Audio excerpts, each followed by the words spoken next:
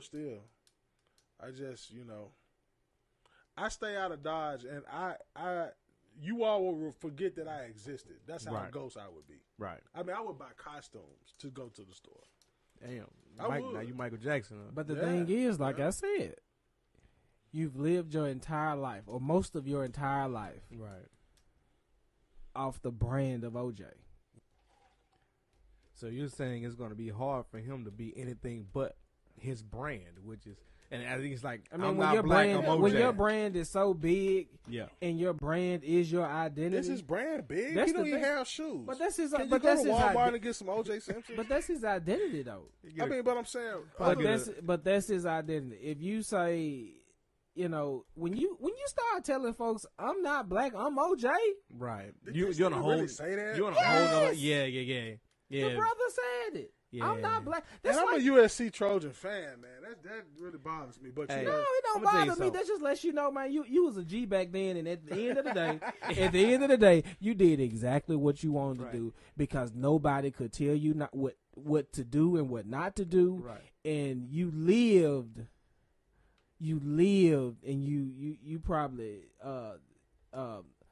had the mantra like daily. You probably walked around and mumbled. Men do what they want, boys do what they can. Men do what they want, shout out to Project boys do what they Shout out can. Project Men do what they want, boys do what they can. And OJ do what the hell he wants to do. And man, they might got my trophies up in there. My brother we going in here and get these trophies. Right. This man went in here and took memorabilia and got 9 off that. Really? Yeah. And so he is OJ. So being OJ is not probably sitting down. Which everybody probably would like for him to sit down and chill out. But even if he didn't, hey, he's going to have to this time. I mean, think about it. Brother's about 70 years old now. How old is O.J. Simpson? 70 not for black people. That's teenage times too. What? If he took care of himself. Is that what we telling people now? But wait a minute though. He been gone for 9 years. No drinking, no smoking.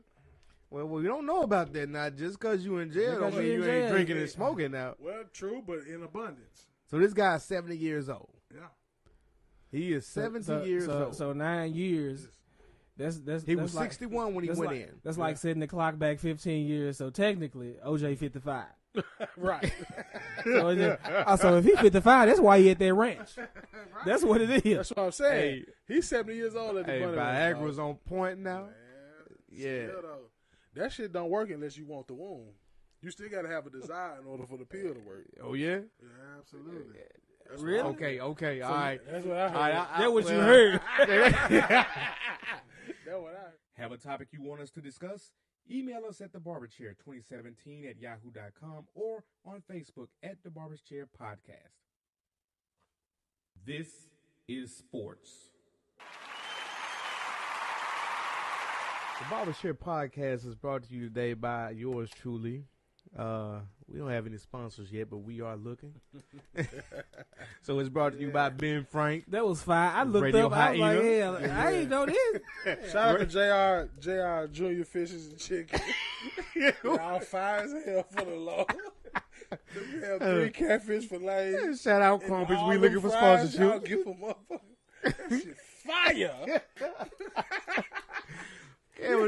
This episode is brought to you by Ben Frank, Radio Hyena, and your boy, brother Marquis.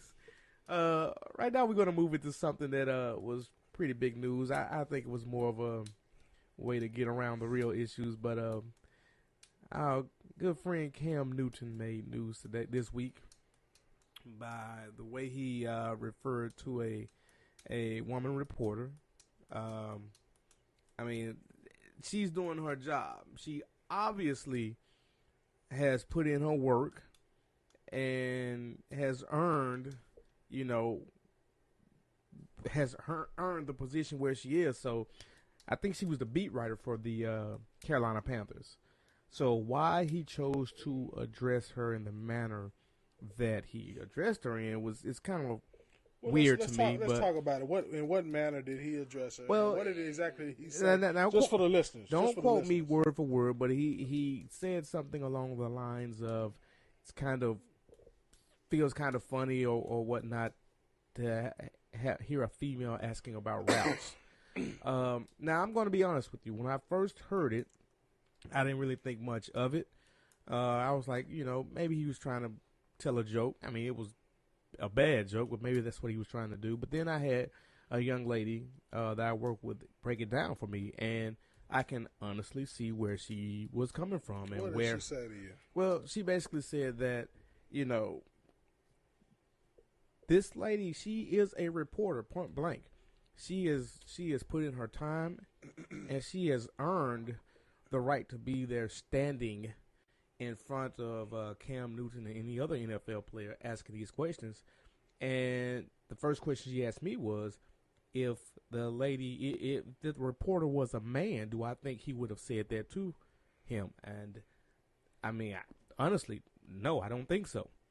Now, do I think he meant anything, degrading? I can't judge his intentions, but I do understand where the outcry came from. Well, I don't. All of you all who have a problem, you're full of shit. I'm just gonna be honest with you. Let's talk real facts. First of all, who and when and where have you ever heard of a woman be able to even break down the intricate details of football? I've never heard a woman in my life, and I've played football, dated countless women. Okay. Ask me about a countless women. Ask me about a route. Now here's the difference now between the women you've dated and this reporter. She is, I believe, she's been with the Carolina Panthers 2 years as the beat reporter. So she has she has to have an extensive knowledge of football. She has to have an extensive knowledge of football as it pertains to the media aspect. But play calls. When have you ever heard of? Let's break this thing down. Who has ever heard a woman commentator, football, NFL commentator, woman speak to a route being run by a football player? Have we ever heard of that before? So not to say that it has not taken place, but I think we all agree that it's not common. Now, here's the thing about it. Should he have said that? His response to me was, I don't have an answer to what you just asked me. That's what his response was. I really don't even know how to respond. So the response, it was childish. It's shocking and I'm paraphrasing, to hear a female be able to articulate and go deep as it pertains to football, as it pertains to a route being run. I think that caught him off guard, and he didn't have a response. So I will give him a C-, D- on the response. Okay. But I think that men in particular, we all were taken back by that, if you just think about it. I mean, you can have a wife that loves football. I know that you do. A lot of guys, can sit back and enjoy a game of football with their wife or their loved one. And if you have a woman that actually understands it, that's a blessing from God. Trust me. I have not received that favor yet. But if you do, that's awesome. But how many times have they asked you, what defense were they just in? Were they in a 4-3 or a 4-4? Did they just blitz? Or did they just go cover 2 or cover 3?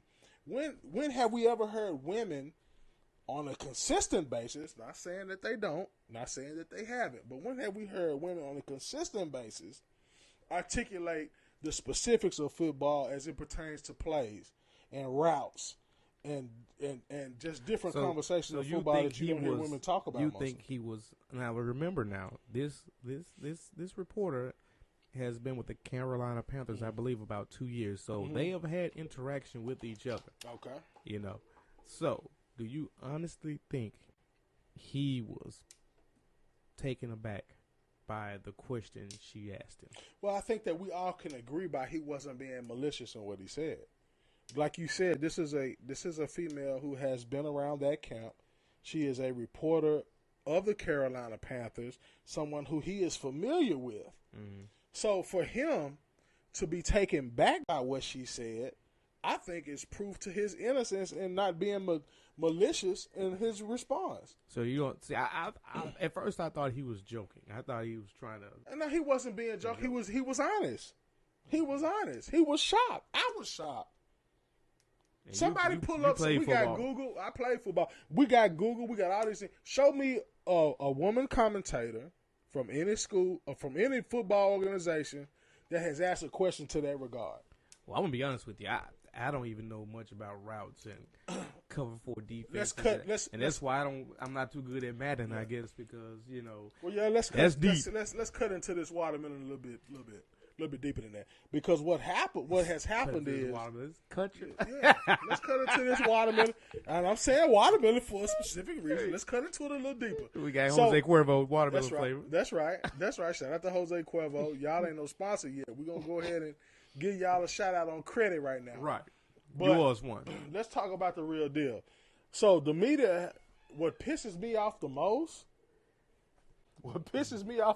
Dak just threw an interception. I got to get myself together now. Well, I mean, I told you when I came here they was going to lose. But anyway, what pisses me off the most is that this is media coverage, top media coverage. This is a topic of conversation that has gone down now more than a week. I'm bothered by that.